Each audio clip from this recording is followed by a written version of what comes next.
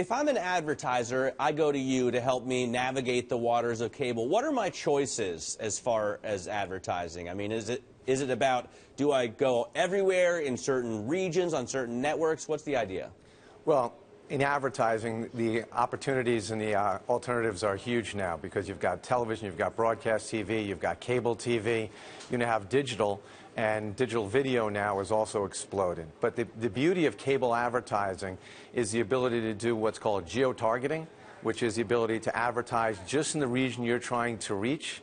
And now matching that with data, you're able to actually take advantage of the advertising opportunities like you do on the internet. So cable is as flexible or becoming as flexible as digital advertising? I think so. I think so. And you're seeing that in things like March Madness. You're seeing that in things like political. The opportunity of local advertising for cable gives you that opportunity, and it's as powerful as digital. All right, so how can you help your customers harness big data to get the biggest advantage? So what happens is an advertiser will come to us and they'll say, here's the demographic or here's the consumer I'm trying to reach. Because at the end of the day, why do people advertise? They want to ring the cash register. And so what they want to do, as opposed to the old spray and pray method of advertising, is that they can come in and they can say, here's the consumers I'm trying to reach. And then we have the databases along with the opportunity to go into a particular geographic area, come up with a plan for them, and they're able to actually increase the people that come into their stores, use their services. Okay, so I'm guessing, though, that something like March Madness, you can spray and pray here, right? Because isn't everyone watching?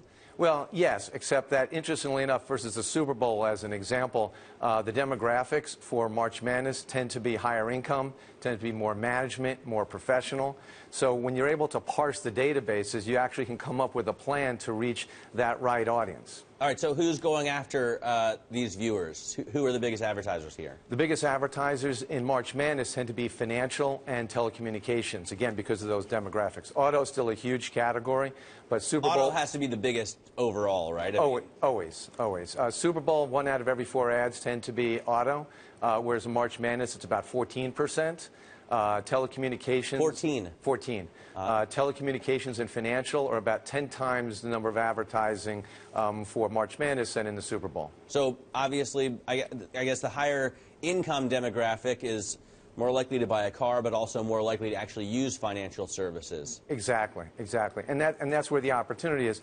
And the creativity now of the programmers is actually pretty extraordinary. It's not just the uniqueness of the advertising, where advertisers are creating ads just for March Madness, and you saw that with some national ads and some local ads, but also the programming. So I don't know if you saw this, but when you watch Kentucky versus Wisconsin on Turner, you were able to, on TBS and on True TV, you could actually listen to the Kentucky announcer on one network or the Wisconsin announcer on another network. Classic. Yeah.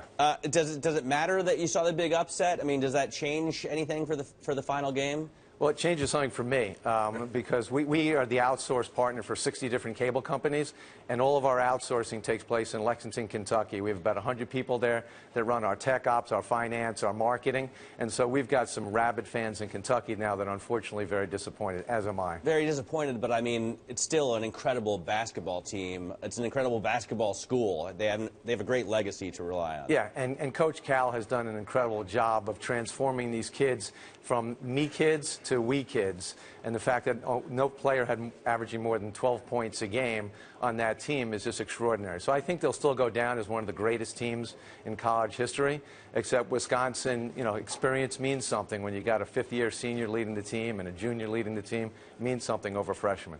You put them in over Duke? I do put them in over Duke. I think it'll be a great game tonight. Will it change the rates at all? I mean, does it change anything as far as viewership? Do more people watch because of the upset? Do fewer people watch because everybody wanted Kentucky?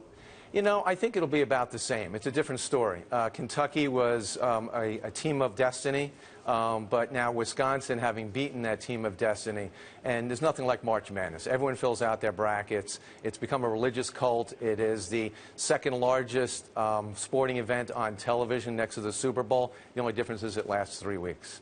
All right. Very cool. Mark Lieberman from Viamedia, thanks so much for stopping by. Really appreciate your time.